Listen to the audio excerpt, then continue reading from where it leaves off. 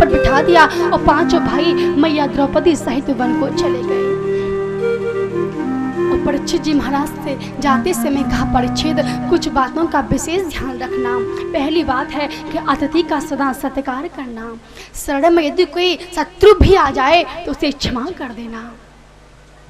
सज्जनों, श्री सूत जी महाराज कहते हैं कि पांचों भाइयों का पतन बीच में हुआ, मैया द्रौपदी का शरीर भी बीच में ही पूरा हुआ। केवल शेष शरीर से महाराज युधिष्ठिर ही पधारे। यद्यपि उन्हें 1 मिनट के लिए नरक दर्शन करना पड़ा, लेकिन बाद में उन्हें भी गोविंद की प्राप्ति हो गई। प्यार से बोलो जय जय श्री राम, जय जय श्री राम। सज्जनों, परीक्षित जी महाराज बड़े बड़भागी हैं, यशस्वी हैं, मनस्वी हैं, तपस्वी हैं, बड़े प्रेम के साथ राज्य कार्य संभाल रहे हैं। उनके राज में किसी को कोई कष्ट नहीं है।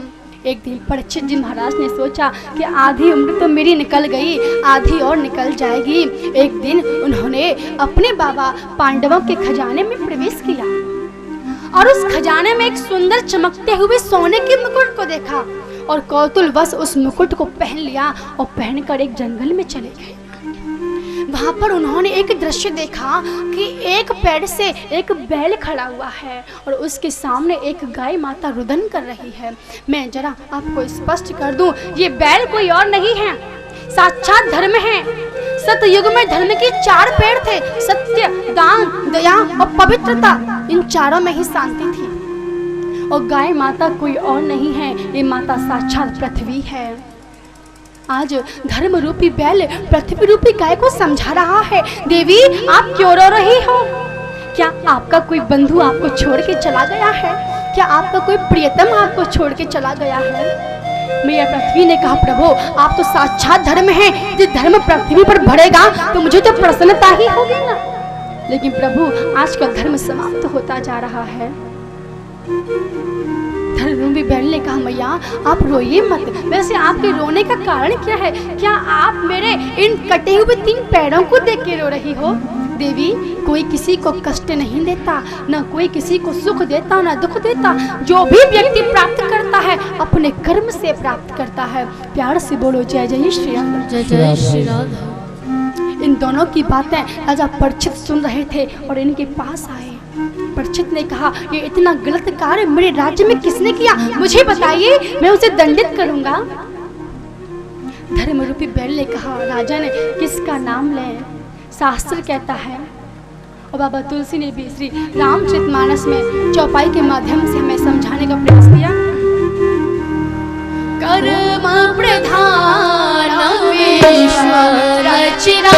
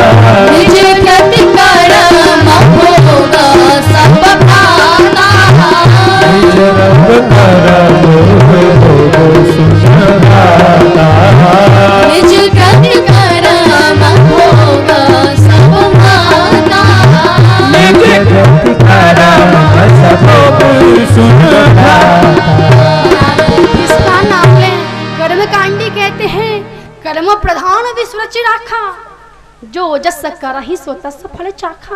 कर्म प्रधान है, जो जैसा कर्म करेगा वैसा उसे फल मिलेगा। और वेदांती की बातों पर विश्वास करें तो वेदांती लोग कहते हैं कि काहू न को सुख दुख कर दाता। निज कृत्य कर्म भोग सब भ्राता। न तो कोई व्यक्ति किसी को सुख देता है, न कोई किसी को दुख देता है। जो भी उसे मिलता है अपने कर्मों के अनुसार मिलता है। परीक्षित जी महाराज ने कहा कोई बात नहीं, लेकिन मैं उस व्यक्ति को अवश्य ढूंढूंगा जिसने आपके ये 3 पैर काट दिए। जैसे ही परीक्षित जी महाराज चलने हुए तो उन्होंने देखा एक लंबा तंगड़ा पुरुष जिसका बड़ा भीषण काला काला चेहरा है, लंबी लंबी मूछें हैं, बड़ा विशाल उसका स्वरूप है महाराज, और हाथ में नग्न तलवार लेके खड़ा हुआ है। महाराज ये कोई और नहीं, इसी का नाम कलयुग है। कलयुग नहीं चाहता कि एक भी पैर धर्म का सुरक्षित रहे। परीक्षित ने कहा कौन हो तुम, और इस बैल के एक पैर को भी क्यों काट रहे हो? कलयुग ने देखा महाराज मुझे मार देंगे, तुरंत आया और चरणों का स्पर्श कर लिया। यहीं पर परीक्षित जी महाराज की बुद्धि नष्ट हो गई। महाराज मैं कलयुग हूँ, मैं आपकी शरण में आया हूँ। परीक्षित जी ने कहा ना तुझे मेरे शरण में रहने का कोई अधिकार नहीं है, तू यहाँ से चला जा।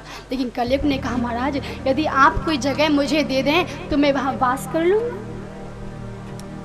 तो परीक्षित जी ने कहा मैं तुम्हें 4 जगह देता हूँ। धूतम पानम स्त्रियः यथा धर्मक्ष चतुर्विधि। पहली जगह है जुआ। जुए में कलयुग का वास है, क्योंकि जुआ कभी बिना कपट के नहीं होता, बिना छल के नहीं होता। यदि जुआ बिना कपट के होता तो उस दिन जुए में महाराज युधिष्ठिर ही जीतते। दूसरी चीज है सुरापान, शराब, जो मानव को बर्बाद कर देता है। मैंने ऐसे कितने शराब पीने वाले लोगों को देखा है जो शराब पी के आते हैं और उन्हें अपना होश ही नहीं रहता है और गंदी नालियों में अपना मुंह डाल के पड़े रहते हैं। एक सज्जन शराब पी के आए और उनके घर के सामने एक बहुत बड़ा नाला था और होश तो था नहीं, डगमगाते उस नाले में गिर पड़े और कहने लगे मेरे बेटे कितने अच्छे हैं, आज मुझे गंगा मैया के पास न जाना पड़ा, गंगा मैया स्वयं मेरे पास आ गई। प्यार से बोलो जय जय श्री राम। जय जय श्री राम। ऐसे होते हैं, तो इसमें भी कलयुग का वास है। तीसरी जगह परस्त्री गमन करना, इसमें भी कुत्सित काम के रूप में कलयुग का वास है। और चौथी जगह है जहाँ पर हिंसा होती है, वहाँ भी कलयुग का वास है। कलयुग ने अपने मन में सोचा ये तो 4 जगह बड़ी गंदी हैं और जब तक राजा पे असर न हो तब तक राजा के नगर में रहने का मतलब क्या हुआ। कलयुग ने कहा महाराज 4 जगह दे दी बड़ी अच्छी बात है, लेकिन 4 गंदी हैं, फिर अच्छी सी जगह दे दो। न जाने उस समय क्या हुआ, परीक्षित जी महाराज के मुख से निकला जाओ सोने में भी तुम्हारा वास है महाराज। और उस समय जो परीक्षित जी महाराज ने मुकुट पहन रखा था वह भी सोने का था। कलयुग सूक्ष्म रूप से मुकुट में से होकर मस्तिष्क में प्रवेश कर गया। प्यार से बोलो जय जय श्री राम। जय जय श्री राधे। आगे श्री परीक्षित जी महाराज उस मुकुट को पहनकर एक ऋषि के आश्रम पर गए जिनका नाम है समीक मुनि, और वहां जाकर भोजन की याचना करने लगे। लेकिन जब कोई उत्तर नहीं पाया तो ऋषि के गले में मरा हुआ सर्प डालकर चले गए। इतने में ही श्रृंगी ऋषि वहां पर आए और श्रृंगी ऋषि ने जैसे ही अपने पिताजी के गले में सर्प देखा उन्हें क्रोध आया। उन्होंने कहा ऋषि कुमारों ये दुष्टता किसने की है, ये दुस्साहस किसने किया। नन्हे नन्हे ऋषि कुमारों ने कहा महाराज यहाँ पर राजा परीक्षित आए थे, आपके पिताजी से भोजन की याचना कर रहे थे, कोई उत्तर नहीं मिला, इसलिए मरा हुआ सर्प डालकर चले गए। श्रृंगी ऋषि का क्रोध भड़क उठा। उन्होंने कहा राजा परीक्षित को इस पृथ्वी का सम्राट होने का बड़ा गर्व है ना। उन्होंने तुरंत अपने हाथ में गंगा जल ले लिया और कहा कि जिस राजा परीक्षित को पृथ्वी का सम्राट होने का इतना गर्व है और उसने गर्व में आकर मेरे पिताजी के गले में इस मरे हुए सर्प को डाला है, इसी सर्प का एक पूर्वज जो तक्षक सर्प है उसके काटने से परीक्षित जी महाराज की 7वें दिन अकाल मृत्यु हो जाएगी। ऐसा वाणी रूप वाण चला दिया, इतना भयंकर श्राप दे दिया। महाराज समीक मुनि के नेत्र खुले, उन्होंने अपने गले में सर्प को देखा, उन्हें हंसी आ गई। उन्होंने सोचा शायद किसी ऋषि कुमार ने हमसे विनोद कर लिया होगा। लेकिन जैसे ही अपने पुत्र शंगी ऋषि को रोते हुए देखा, बेटा क्या बात है? शंगी ऋषि ने कहा, पिताजी आज परीक्षित महाराज ने आपके गले हुए मरे को सर्प को डाल दिया, लेकिन पिताजी चिंता मत कीजिए, मैंने उन्हें दंड दिया है। समीक मुनि ने कहा, बेटा तुमने क्या किया है? शंगी ऋषि ने कहा, पिताजी मैंने उन्हें एक ऐसा दंड दिया है कि वो कभी ऐसी गलती दोबारा न करेंगे। पिताजी आज से 7वें दिन तक्षक के डसने से उनकी मृत्यु हो जाएगी।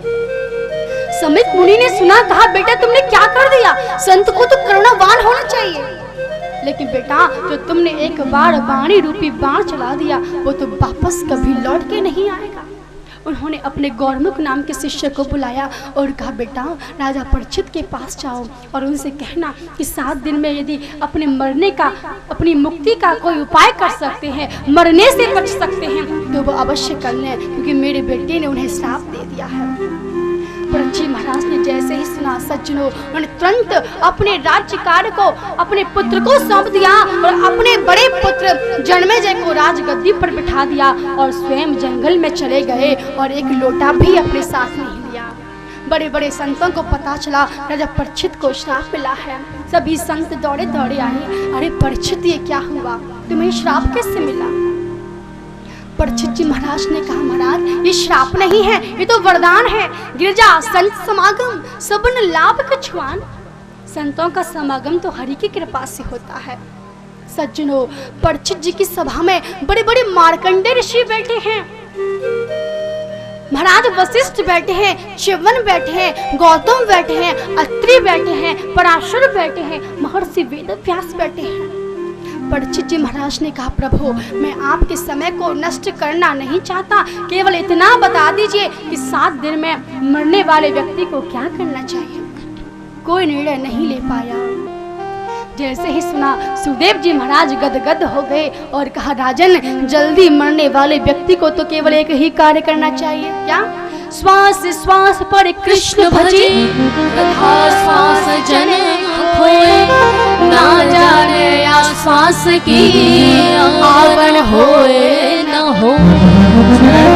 और हमारे संतों ने कह दिया, कर से कर्म करहु विधि नाना, कर से कर्म करहु विधि नाना, कर से कर्म करहु विधि नाना, कर से कर्म करहु विधि नाना, मन राखहु जहाँ कृपा निधाना, मन राखहु जहाँ कृपा निधाना, मन राखहु जहाँ कृपा निधाना, मन राखहु जहाँ कृपा निधाना। हर श्वास पर कृष्ण का स्मरण करो, पता नहीं कौन सी श्वास हमारी आखिरी हो जाए। थोड़ी देर हम सभी भगवान नाम संकीर्तन करेंगे, फिर आगे कथा श्रवण करेंगे। सभी को बड़े प्रेम के साथ कीर्तन बोलना है। अपने अपने हाथ को प्रेम के साथ जय हो।